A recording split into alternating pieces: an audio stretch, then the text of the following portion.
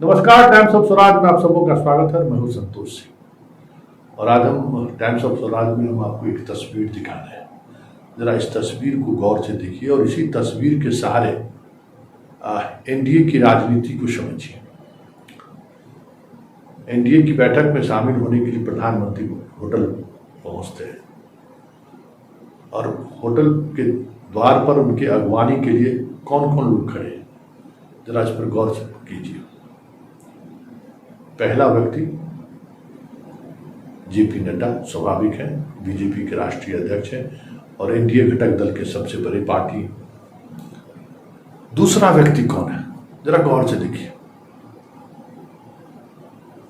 और थोड़ा दिमाग लगाइए। हाँ जी, हाँ, सही समझे आप, जीतन राम मांझी है। बिहार के पूर्व मुख्यमंत्री रह चुके हैं, अभी 4 विधायक के पार्टी के नेता हैं। और जो आप देख रहे हैं ना, दूसरे व्यक्ति के रूप में प्रधानमंत्री को वही गुलदस्ता दे रहे हैं। मतलब इस गठबंधन में 36 दल शामिल था।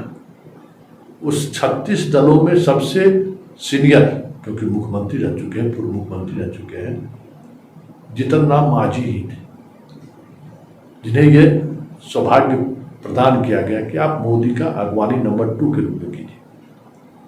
ये देखने की बात है, तो इसकी राजनीति की चर्चा हम बाद में करेंगे।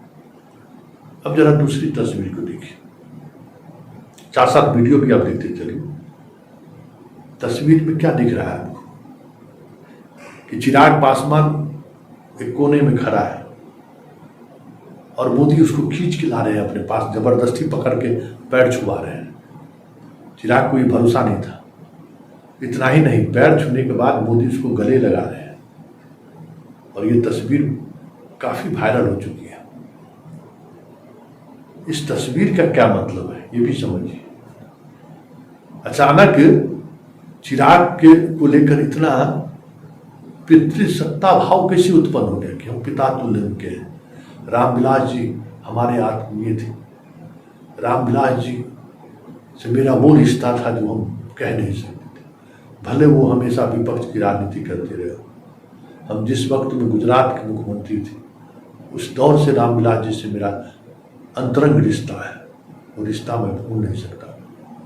ये वही चेहरा है जो चेहरा चिराग को गोद में लगाए हुए है, और यही वो चेहरा है जिसे घंटों नहीं लगा जब चिराग की पार्टी को नीतीश तोड़ रहे थे और उस टूट पर मोहर लगाने के लिए बीजेपी की तमाम बड़ी मशीनरी लगी हुई थी। उस समय में इस भाई का याद नहीं आया कि रामविलास मेरा आदरणीय श्रद्धेय भाई है मेरा, उनको याद नहीं आया। वो तमाम दलीय मर्यादाओं को तोड़कर वो हमेशा हमें आशीर्वाद देते रहते थे, वो इन्हें याद नहीं आया। उनके बंगले को खाली करने में चंद महीनों की भी उन्होंने देरी नहीं की, और जिस बंगला में उसकी जवानी से लेके मृत्यु सैया तक आने तक जिस बंगले में उन्होंने उनका सारा जीवन गुजर गया, उस बंगले में से नीतीश कुमार के कहने पर कहिए या जो भी वजह है, कहने पर क्यों, इतना बेवकूफ थोड़ी है। रामविलास पासवान की प्रतिमा तक को तोड़कर बाहर सड़क पर फेंक दिया। तस्वीर जहां जहां लगी थी उसको उखाड़ कर बाहर फेंक दिया गया सड़क पर।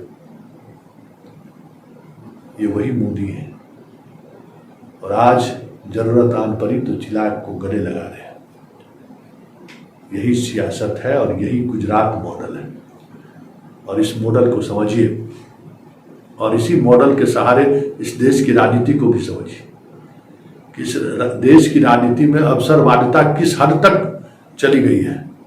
जरा इसके मिजाज को भी आप समझिए, और इन्हीं मिजाज के सहारे इस देश की राजनीति को भी आप समझ सकते हैं। अब आइए पॉइंट पर, जिस बारे में हम इतनी देर से भूमिका आपको दे रहे थे। देखिए, एनडीए की बैठक क्यों हुई, किस लिए हुई, और इसके पीछे वजह क्या है, ललन सिंह बेहतर बता सकते हैं, क्योंकि वो 5 साल तक मोदी कार्यकाल में सांसद रहे। क्या कर रहे हैं ललन सिंह, रसोई? तो आपने सुना, कभी बैठक नहीं हुई, शरद यादव एनडीए के अंतिम कन्वेनर थे, उसके बाद कोई कन्वेनर भी नहीं बना। एनडीए जैसी कोई पार्टी है, मतलब गठबंधन है, कभी एहसास भी नहीं हुआ। हाँ, 2019 के चुनाव से थोड़ी दिन पहले एनडीए की एक बैठक हुई थी, और जब मोदी जी नॉमिनेशन करने के लिए बनारस गए थे तो एनडीए के जो छोटे कार्यकर्ता वहाँ मौजूद थे उनको उन्होंने साथ ले लिया था। मतलब सांकेतिक तौर पर एनडीए को उन्होंने कोई महत्व नहीं दिया। हाँ, नीतीश कुमार मजबूती के से यहाँ खड़े थे, नीतीश कुमार के सामने उनकी कोई चल नहीं पा रही थी, तो एनडीए के तहत उनके सीटों को भी उन्होंने सम्मानपूर्वक स्वीकार किया। अपनी जीती हुई सीट भी नीतीश कुमार को दिया लड़ने के लिए, छोड़ना पड़ा उनको, और एनडीए के एक मजबूत साथी के रूप में वो उनके साथ खड़े भी रहे। आज एनडीए के साथ कौन खड़े हैं? महाराष्ट्र से जिनको तोड़ कर लाए वो खड़े हैं, शिंदे लाए हैं वो हैं, बाकी जितने लोग हैं उनकी हैसियत क्या है कहने की जरूरत नहीं है। हम चर्चा क्या कर रहे हैं कि मांझी और चिराग को इस तरीके से वेलकम करने के पीछे वजह क्या है? क्या वाकई में मांझी और चिराग बिहार की राजनीति में इतने प्रासंगिक हैं कि उसको देखते हुए नीतीश ने एक से गले लगाया, एक से गुलदस्ता स्वीकार किया? तो हम शुरुआत मांझी से करते हैं। मांझी 2013 में नीतीश के समर्थन से मुख्यमंत्री बने थे, फिर मुख्यमंत्री की कुर्सी से कैसे बाहर हुए सब कहानी कहने की जरूरत नहीं है। 2015 में वो पहली बार हम पार्टी जो बनाया उन्होंने, टेलीफोन जिसका चुनाव चिन्ह है, चुनाव लड़े मोदी के साथ 20 सीट इन्हें दिया गया एनडीए की तरफ से, सारे सीट ये चुनाव हार गए, और हार जीत का अंतर इतना बड़ा था कि इनका वोट प्रतिशत भी उस बार 2.35 तक पहुंचते दम मार गया, उतनी सीटों पर लड़ने के बावजूद भी। 2019 का पार्लियामेंट इलेक्शन देखिए, ये महागठबंधन के साथ चले गए, 3 सीट इनको महागठबंधन ने दिया। गया से खुद मांझी लड़ रहे थे, बुरी तरह से हारे, जमानत जब्त होते होते बचाए। मांझी का जो डेंस इलाका है, एगो गांव है बंदूक, समझे ना, मांझी का बहुत बड़ा गांव है। संजोग से 2000 इलेक्शन में हम वहाँ गए थे, उसी गांव पर थे। वहाँ जीतन राम मांझी का पोलिंग एजेंट तक नहीं था, और कोई एक बूथ पर नहीं, कम से कम 50 बूथ मांझी डोमिनेटेड बूथ पर हम गए, तो वहाँ 50 बूथ में मांझी का पोलिंग एजेंट नहीं था, वोटर तो छोड़ दीजिए। मांझी की हैसियत उन इलाकों में वही है जो एक हैसियत वहाँ का जिला परिषद का अध्यक्ष का हो सकता। वोट के मामले में हम बात कर रहे हैं, अभी भी वो मांझी के दिल में उस तरीके से राज नहीं कर पाए, और जिस दिन से वो मांझी के इस नैरेटिव को बनाए रखने की कोशिश कर रहे हैं, तो देखा यह गया है कि जब भी वो एनडीए के साथ, वो भी नीतीश के साथ आए हैं, तो भले उनका 100% रिजल्ट इस बार रहा, लेकिन वोटिंग परसेंटेज इस बार उनका घटकर 0.89% पर आ गया। मतलब उनका वोटिंग परसेंटेज लगातार घट रहा है। हाल के दिनों में भले ही पूरे बिहार का भ्रमण किया हो, लेकिन कभी भी मगध के मांझी को दरभंगा का सदा स्वीकार नहीं करता है। न शादी विवाह, न रोटी बेटी का भी रिश्ता नहीं है, दोनों एक दूसरे को दूसरे नजरिए से देखते हैं। तो फिर मांझी को इतना महत्व दिया क्यों गया, ये समझने की जरूरत है। क्योंकि आज भी मोदी के लिए सबसे बड़ा अगर हर्डल कोई है तो वो बिहार है। विपक्षी एकता की मुहिम ही बिहार से शुरू नहीं हुई है। बिहार के मतदाताओं का जो मिजाज रहा है, वो मिजाज ऐसा रहा है जिसको अभी तक टीम मोदी पढ़ नहीं पाए हैं कि ये कब किस तरीके से रिएक्ट करेगा, इसकी समझ उन्हें नहीं हो पा रही है। इसलिए बिहार के मांझी जैसे नेता को भी उन्होंने तवज्जो दी। उपेंद्र कुशवाहा को उन्होंने उस तरीके से नोटिस नहीं दिया, और चिराग उतनी दूर खड़ा था, उसको जबरन पैर छुआ रहे हैं पकड़ के। उसके पीछे भी राजनीति वही है कि बिहार की जो दलित राजनीति है, उनको लगता है कि चिराग को के सहारे हमने नीतीश को कमजोर कर दिया। जब नीतीश जैसे लोगों को चिराग कमजोर कर सकता है अपने उम्मीदवारों को खड़ा करके, तो फिर जब वो हमारे साथ आएगा तो फिर एक नई तरीके की नैरेटिव सेट हो सकती है बिहार में दलित राजनीति की। लेकिन जो राजनीति दलित की यूपी में है, वो राजनीति आज़ादी के इतने वर्षों बाद भी बिहार में स्थापित नहीं हो पाई। हाँ, संवैधानिक प्रावधानों के अनुसार 6 सीटें जरूर रिजर्व हैं। उन सीटों पर एनडीए को लाभ जरूर मिलता है, क्योंकि वो तमाम ऐसे सीटें हैं जहां सवर्णों के वोट बेहतर, अच्छे वोट हैं, और वो बीजेपी के साथ है।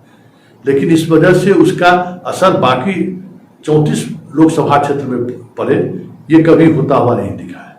रामविलास पासवान रिजर्व कॉन्स्टिट्यूंसी में लड़ते थे 2 सीटों पर, तब 4 सीट दूसरे सवर्ण को भी देते थे, जिसके सहारे अपने कंस्टिट्यूंसीज में हाजीपुर में, जो समस्तीपुर में जो सवर्ण मतदाता था, उनको अपनी तरफ खींचने में वो कामयाब हो जाते थे। लेकिन रामविलास पासवान की वोटिंग परसेंटेज अगर की गौर करें तो चिराग पासवान को मैक्सिमम वोट और मिनिमम वोट के बीच अगर गौर करें तो 4% जाते जाते चिराग पासवान की भी हैसियत दम बोलने वाली है। क्योंकि चिराग पासवान भी तभी इफेक्टिव होंगे जब अपने अलावा उन सवर्ण जातियों के नेताओं को टिकट देने में वो कामयाब होंगे, जो उन्हें हाजीपुर, जमुई, समस्तीपुर में वोट ट्रांसफर करने में उन्हें मदद पहुंचाए। अब जमुई और हाजीपुर लीजिए, राजपूत डोमिनेटेड इलाका है। समस्तीपुर में भी राजपूत बड़ा फैक्टर है, ब्राह्मण बड़ा फैक्टर है। तो इसका वोट उनको मिले, इसके लिए नवादा में भूमियार उनको खड़ा करना पड़ता है, उनको वैशाली से राजपूत को टिकट देना पड़ता है, इस तरीके के। और उनका मुसलमान भी एक सॉफ्ट रहा है, मुसलमान भी रामविलास के साथ रहे हैं। वो भी उनके उम्मीदवार जहाँ खड़े होते हैं, वहाँ लालू के उम्मीदवार के बावजूद भी मुसलमानों को वोट डिवीजन कराने में रामविलास अभी तक कामयाब होते रहे। लेकिन ये चीज़ें चिराग से संभव नहीं है, जिस तरीके से वो हनुमान बन के घूम रहे हैं। तो जो आधार वोट है, जो ट्रांसफर होता है एक दूसरे में, वो आधार वोट चिराग तो एनडीए में जाकर अपने आप को खत्म कर चुका है। उनका पासवान वोट कितने डिवीजन में है शायद उन्हें इसका आभास नहीं है। रामविलास पासवान के घर टूटने से कितने पासवान के स्वाभिमान पर ठेस पहुंचा है, इसका एहसास शायद चिराग को नहीं है। लेकिन मोदी को एहसास है, इसलिए मोदी वो जो पाप है, उस पाप को सार्वजनिक रूप से गले लगाकर उस बोझ को कम करना चाहते हैं। और इसके सहारे जो सियासत को साधना वो बिहार में चाहते हैं, उसको एक उस तस्वीर और वीडियो के सहारे मैसेज उन्होंने दिया है कि ये मेरे बेटे के समान है। देखिए कितना उसका प्रभाव पड़ता है बिहार की राजनीति में, ये तो वक्त बताएगा। लेकिन इतना जरूर है कि मोदी हर उन बिंदुओं पर उनकी नज़र होती है जिसके सहारे राजनीति को साधा जा सकता है।